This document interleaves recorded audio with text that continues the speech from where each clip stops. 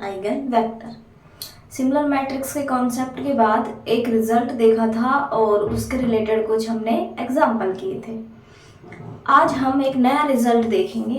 पहले लिखिए फिर उसके बाद समझिए। एक रिजल्ट है, इफ सम ऑफ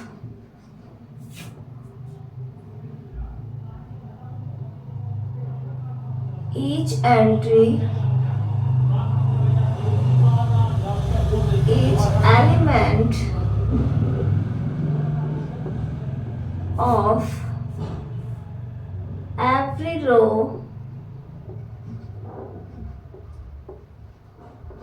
या फिर column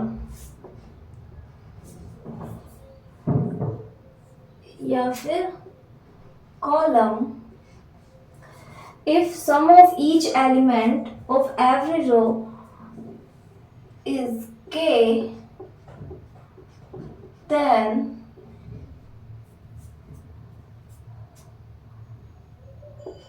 k is an eigenvalue of that matrix.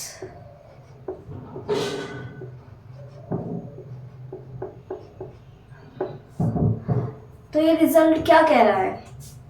एक मैट्रिक्स है मेरे पास, इस तरह से माना 1 2 3 3 2 1 2 3 1।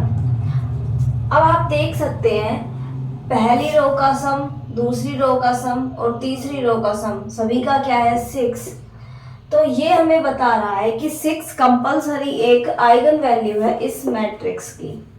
और ये रूल कॉलम पे भी फॉलो होता है, या तो हर रो की एंट्रीज सेम हो जाए, सम सेम हो जाए सभी एंट्रीज का, या फिर हर कॉलम का।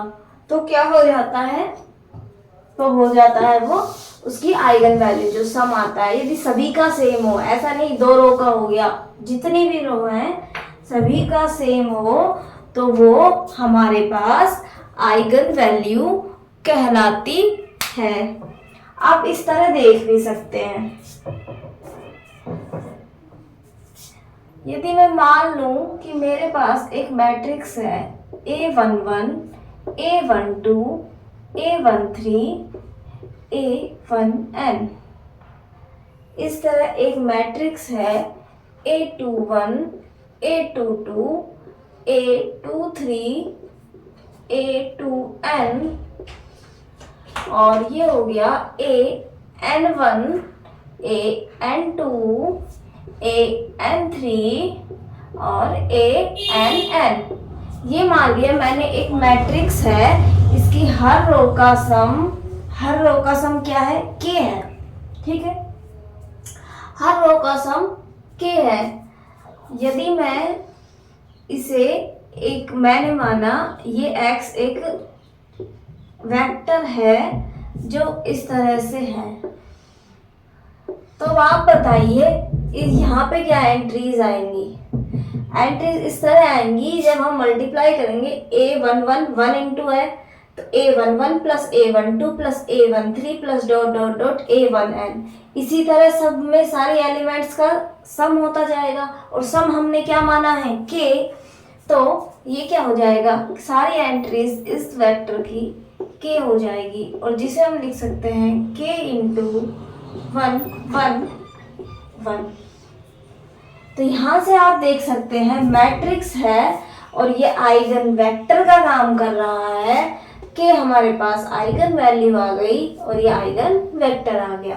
तो हम कह सकते हैं किसी भी मैट्रिक्स का कोई रो या तो सभी रोज या सभी कॉलम्स का सम सेम आ जाए, या मान लिया वो सम के आ रहा है, एक फिक्स वैल्यू हर उसकी रो की आनी चाहिए, तो वो जो के है उस मैट्रिक्स का आइगन वैल्यू बन जाता है। ठीक है, ये रिजल्ट कोई भी मैट्रिक्स दिया हो हम देख के पहचान जाएंगे उसकी एक आइगन वैल्यू क्या है। एक एक और एक स्टैंडर्ड टाइप ऑफ मैट्रिक्स लिखेंगे। लिखिए एक स्टैंडर्ड टाइप ऑफ मैट्रिक्स। पहले आपको सिंपल वन से ही समझाते हैं।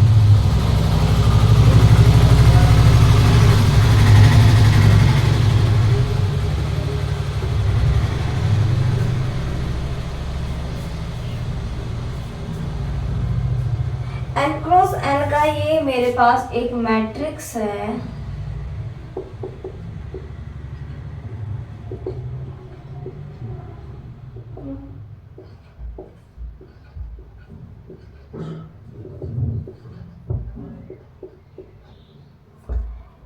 इसमें ऐसा है, हर entry a1 a2 a3 an है, लेकिन डायगोनल वाली इसमें 1 1 ऐड है।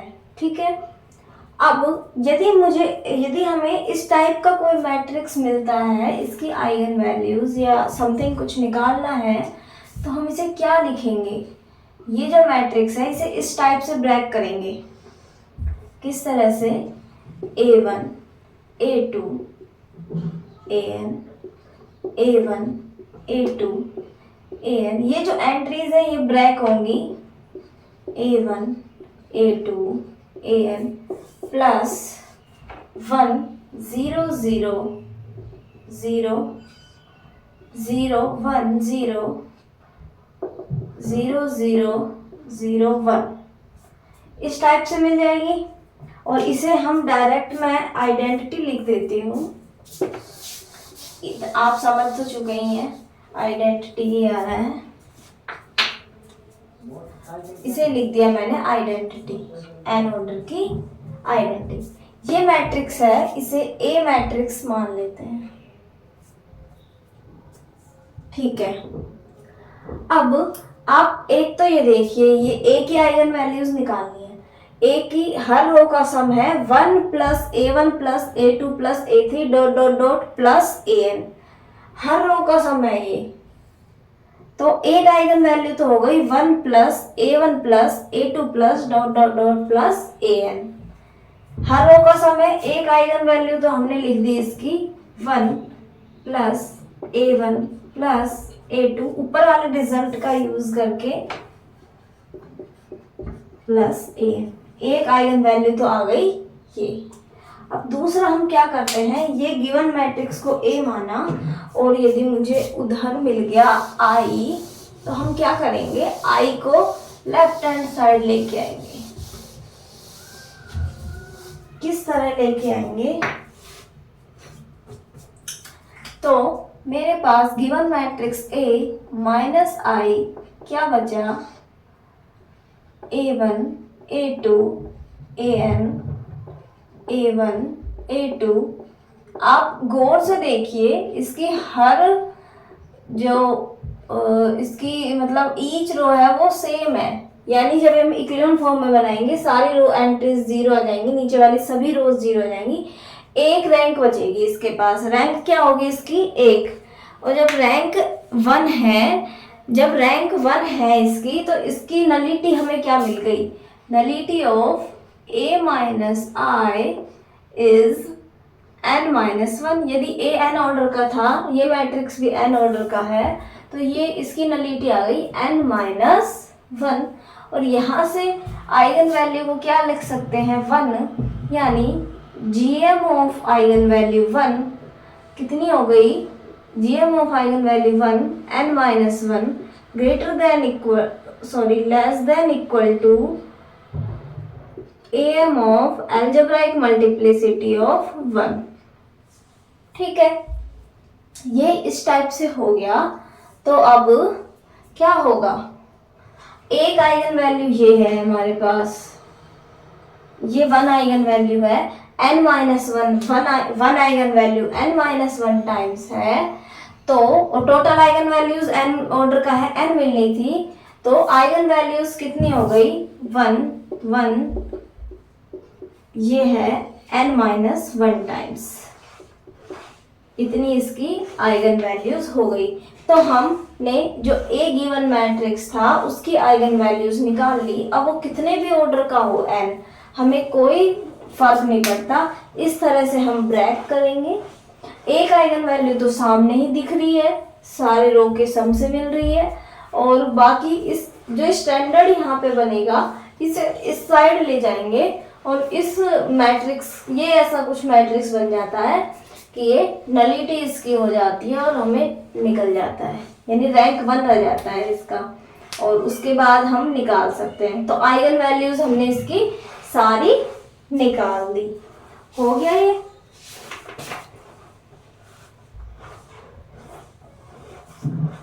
और यदि इसके डिटर्मिनेंट की बात करें,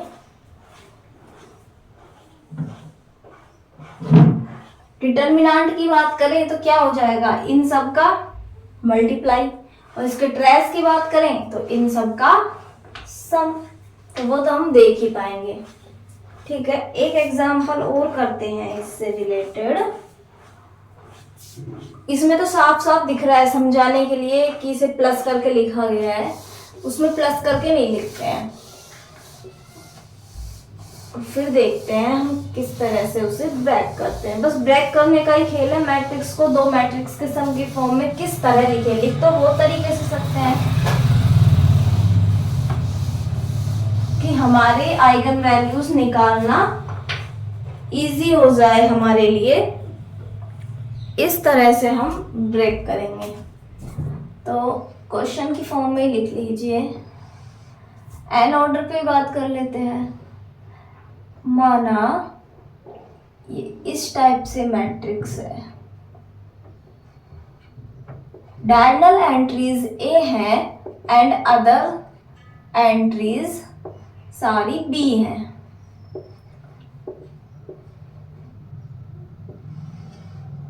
अब इसे ब्रेक करना है, इसे हम ए नाम दे देते हैं। इस तरह ब्रेक करो कि बाहर कुछ आइडेंटिटी या आइडेंटिटी का मल्टीप्लाई बन जाए दूसरा वाला। तो आप इस तरह कीजिए। अब हमें बी बी बी दिख रहा है और हमें ध्यान, जो हमने मैट्रिक्स बनाई थी दूसरी यहाँ पे, उसमें क्या हो रहा था, सारी रोज सेम थी। तो अब हम किस तरह बनाते हैं, बी है तो हम बी की तरह ही बना लेते हैं, क्योंकि यहाँ भी बी है और हमें सेम करना है। बी बी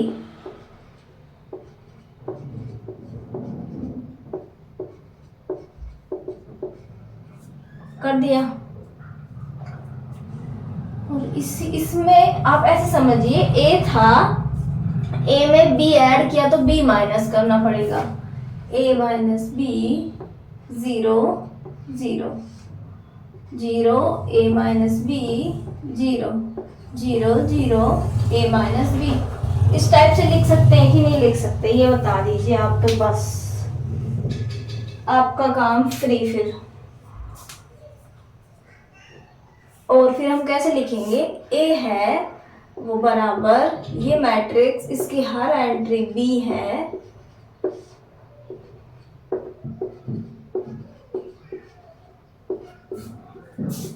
ए माइनस बी आई, लिख दिया।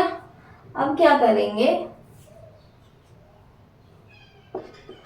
ए माइनस बी आई बराबर, तो आ गया ये मैट्रिक्स है बी बी बी।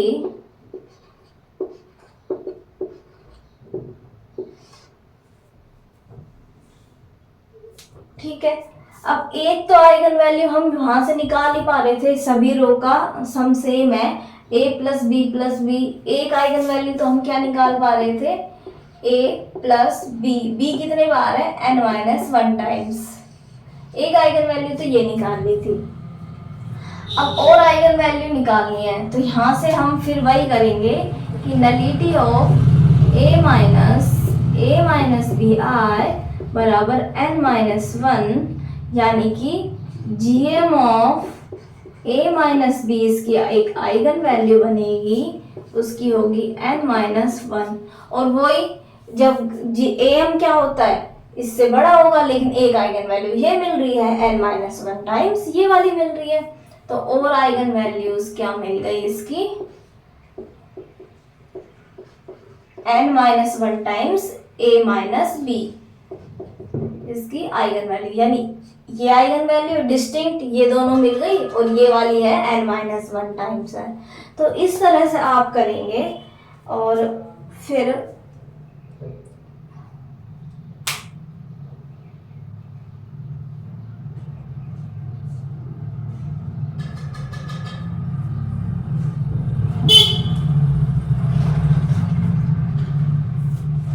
तो यहाँ तक आप कर पाएंगे, कोई प्रॉब्लम नहीं है। तो इस तरह के क्वेश्चन आप आराम से कर पाएंगे, ठीक है। जब n क्रॉस n में 2 क्वेश्चंस पे हम बात कर चुके हैं, तो अब कोई छोटा क्वेश्चन आएगा तो कोई दिक्कत नहीं होगी, ठीक है। इसके बाद हम और रिजल्ट्स पे ही बात करते हैं। ये क्वेश्चन जो कराए तो एग्जाम्पल, ये भी एक रिजल्ट की तरह याद रखना। ये प्रोसेस से क्वेश्चन अपन इजीली निकाल सकते हैं। ये प्रोसेस इंपॉर्टेंट है, क्वेश्चन इंपॉर्टेंट है या नहीं है। हमने ये प्रोसेस किस तरह से किया है, इस तरह से हम कोई नया क्वेश्चन भी ट्राई कर सकते हैं। अब रिजल्ट लिखिए।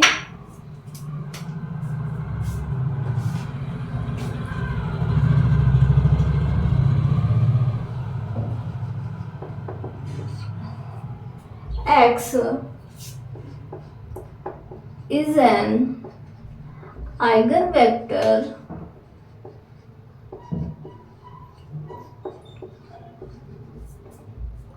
corresponding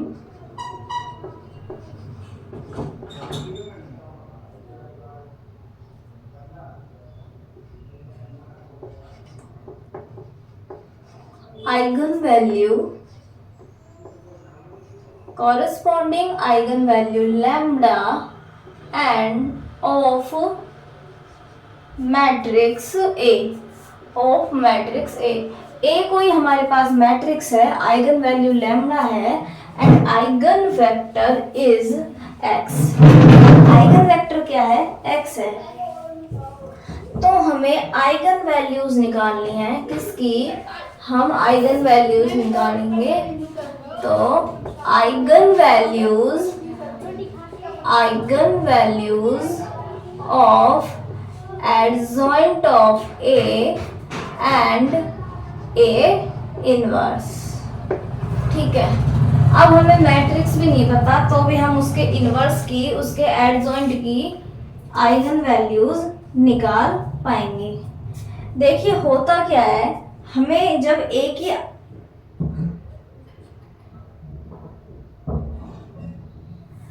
ही आइगन वैल्यू जब मुझे दे दी कि लैम्डा है, तो एक रिजल्ट तो हम, और एक्स उसका आइगन वेक्टर जब दे दिया तो एक तो हमने रिजल्ट सीधा सा कर लिया कि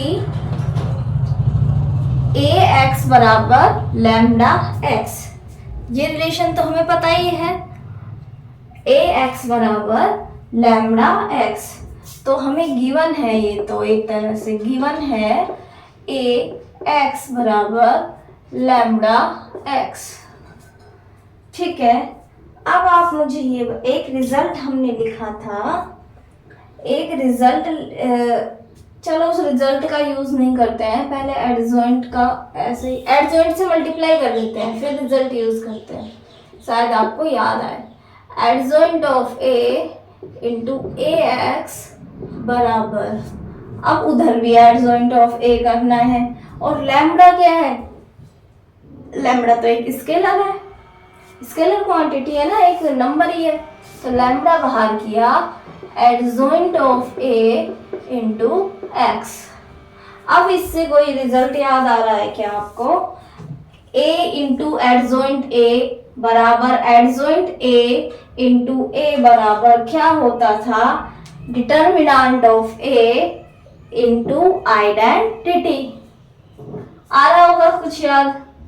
इस तरह का एक रिजल्ट पड़ा था, ए एडजॉइंट ऑफ ए बराबर डिटर्मिनेंट ऑफ ए आइडेंटिटी बराबर एडजॉइंट ऑफ ए इंटू ए। पढ़ा था ना? बस इधर यही यूज करना है। क्या यूज करेंगे हम कि इसे determinant of A into identity into X बराबर lambda adjoint of A into X, इस टाइप से लिख दिया। अब क्या बचा है, आइडेंटिटी को इससे मल्टीप्लाई करने पे क्या मिल जाएगा, एक्स का एक्स ही मिल जाएगा। और ये हो गया डिटर्मिनेंट ऑफ ए एक्स, और लैम्बडा को भी हम यहाँ नीचे ले आते हैं बराबर एडजॉइंट ऑफ ए एक्स। क्या लिख दिया हमने, adjoint of A, adjoint of A एक मैट्रिक्स है, एक्स आइगन वेक्टर है, आइगन वैल्यू है determinant of A by lambda और इनटू एक्स, बस पलट के लिखा है ना। तो ए की आइगन वैल्यू लैम्बडा है, तो एडजॉइंट ऑफ ए की आइगन वैल्यू होगी determinant of A by lambda. याद रखने की चीज है ये, ठीक है। ये होगी इसकी आइगन वैल्यू, आइगन वेक्टर वही सेम, कोई दिक्कत नहीं है। और आपको ए इनवर्स की आइगन वैल्यू निकालनी हो तो इनवर्स निकालते टाइम क्या करते हैं, एडजॉइंट जो होता है उसमें ए का डिटर्मिनेंट का डिवाइड करते हैं, तो इसे भी इधर ले आएंगे। तो 1 बाई लैम्बडा किसकी हो जाएगी, ए इनवर्स की। किस तरह, यहीं से हम करें, यहीं से करें adjoint of A bye determinant of A x बराबर 1 बाई लैम्बडा एक्स, और ये बन गया ए इनवर्स एक्स बराबर 1 बाई लैम्बडा एक्स। यदि मैट्रिक्स इन्वर्टिबल है तो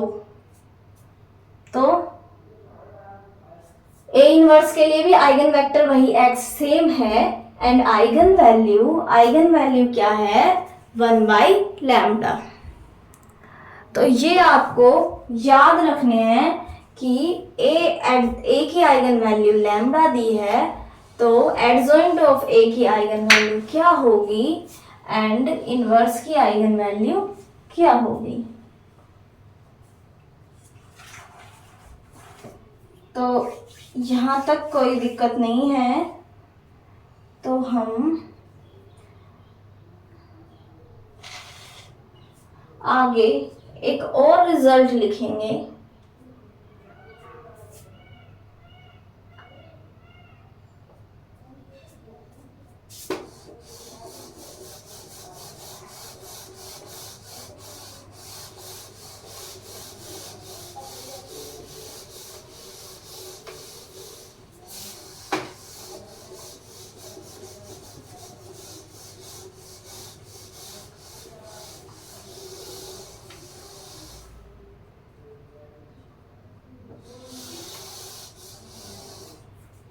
रिजल्ट लिखिए, इफ ए एंड बी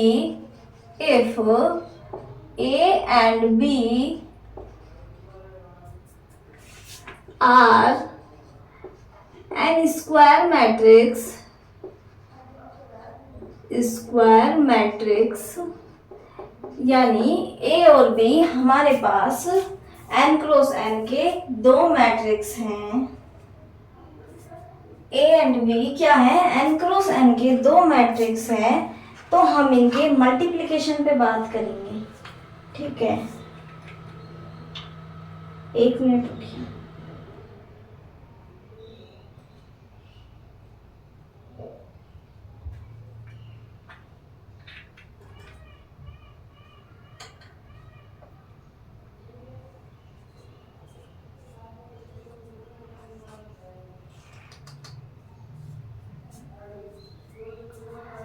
तो ये रिजल्ट कहता है then A B and B A have same eigen values.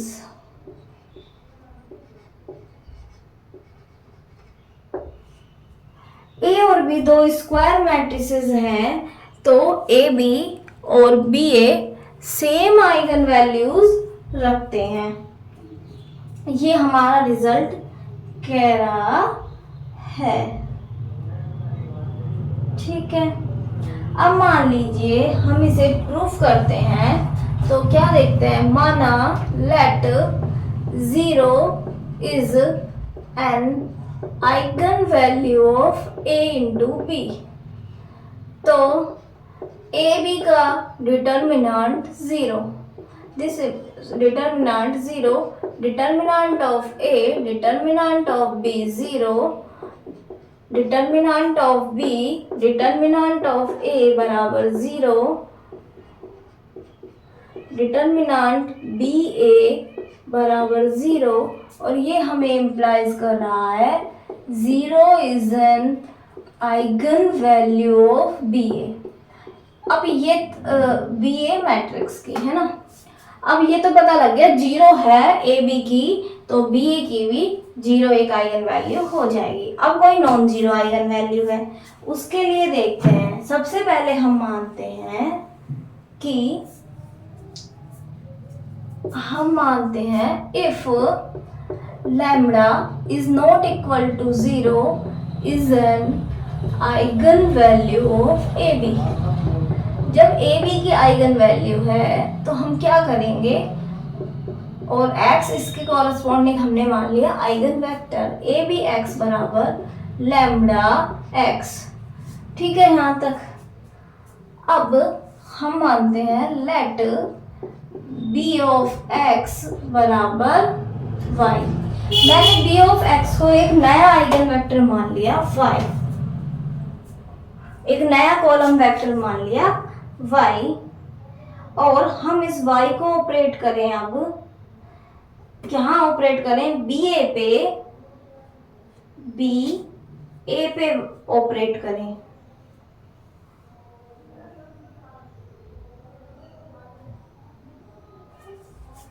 किस तरह ऑपरेट करते हैं, बी ए वाई बराबर बी ए, वाई क्या है, वाई है, अब वाई की जो हमने वैल्यू मानी है उसे रख देते हैं।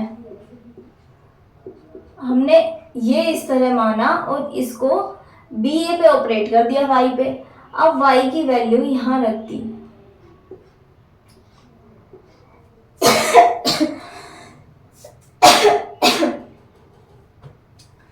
ठीक है, अब ए बी एक्स का मान यहां से रखो, क्या रखा, बी लैम्डा एक्स बराबर लैम्डा बी एक्स, और बी एक्स को मान लिखा वाई। अब यहां से क्या आ गया, बी ए वाई लैम्डा वाई। तो यानी यदि मैंने लैम्डा को ए बी की आइगन वैल्यू मानी, तो ए बी की आइगन वैल्यू जब मानी तो ये मेरे पास बी ए की भी आइगन वैल्यू आ गई, बी ए की भी आइगन वैल्यू आ गई ना।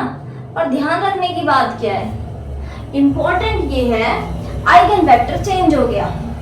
इम्पोर्टेंट ये है, अभी तक हमने जितने भी रिजल्ट देखे आइगन वेक्टर चेंज नहीं हुआ था, सब में एक्स था। अब आइगन वेक्टर चेंज हो गया। ए बी के लिए आइगन वेक्टर एक्स था, लेकिन बी ए के लिए आइगन वेक्टर वाई मिला, और वाई क्या है, बी एक्स, वाई क्या है, बी एक्स। ये इंपॉर्टेंट बात है यहाँ पे। ठीक है, तो इंपॉर्टेंट बात है, आइगन वेक्टर से आइगन वैल्यू सेम रहती है ए बी और बी ए की, चाहे वो नॉन जीरो हो या जीरो आइगन वैल्यू हो, बट आइगन वेक्टर चेंज हो जाता है।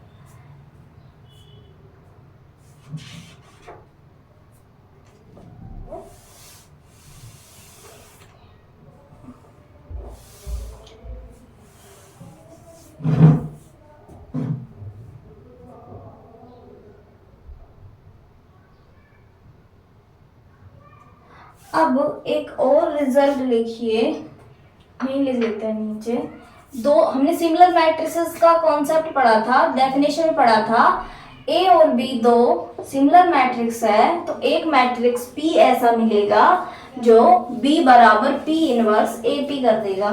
अब मान लिया if A and B are similar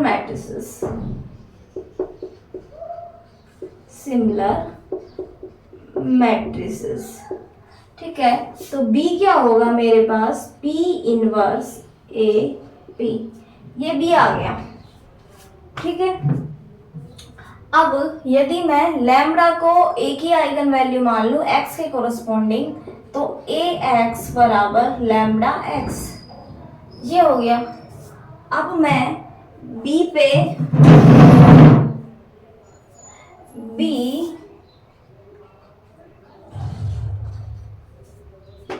यहाँ पे दिखेगा भी नहीं अच्छे से,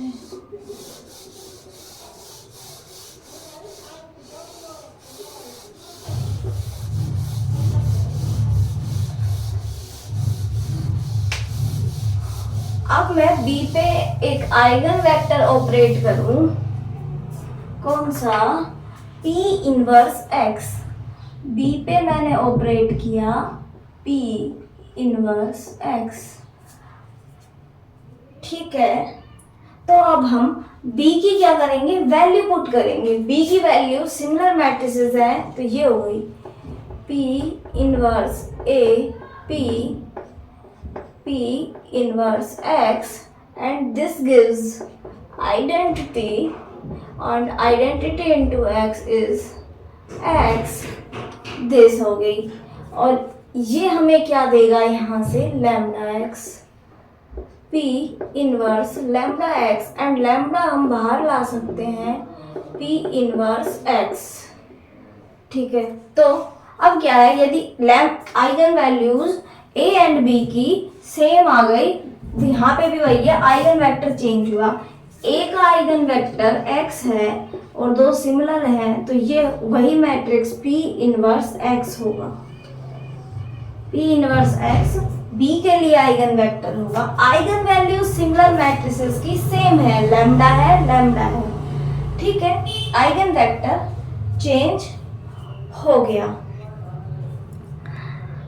तो आज जब ये कुछ रिजल्ट्स हमारे हो गए हैं, हमने क्या क्या देख लिया कि किसी भी मैट्रिक्स में यदि हर रो का सम सेम है, k आ जाए, तो k एक आइगन वैल्यू हो जाती है। यदि हर कॉलम का सम सेम है, यदि वो भी एक आइगन वैल्यू हो जाती है। फिर हमने दो एग्जाम्पल के थ्रू समझा किस तरह से हम दो पार्ट में मैट्रिक्स को तोड़ के और फिर कर रहे थे, इजीली हम उसकी आइगन वैल्यू कंप्यूट कर रहे थे। इसके बाद एक रिजल्ट ये देखा सिमिलर मैट्रिसेस वाला, कि सिमिलर मैट्रिक्स होते हैं, उनकी आइगन वैल्यू सेम होती है, लेकिन आइगन वेक्टर सेम नहीं होता है, चेंजेस आ जाते हैं। एक हमने देखा कि दो n स्क्वायर मैट्रिक्स हैं A एंड B, तो AB इंटू BA दोनों की आइगन वैल्यू सेम होती है, लेकिन वहाँ भी आइगन वेक्टर चेंज हो रहा था। और एक रिजल्ट हमने देखा A की आइगन वैल्यू लैम्बडा है, तो एडजॉइंट ऑफ A की थी हमारे पास determinant of A by lambda, और A इनवर्स की आइगन वैल्यूज थी 1 बाय लैम्बडा। तो यहाँ तक हमने आज ये रिजल्ट्स देखे हैं। इसके बाद स्पेशल टाइप ऑफ मैट्रिसेस के जो आइगन वैल्यूज़ हैं उनके बारे में नेक्स्ट लेक्चर में देखेंगे। Thank you.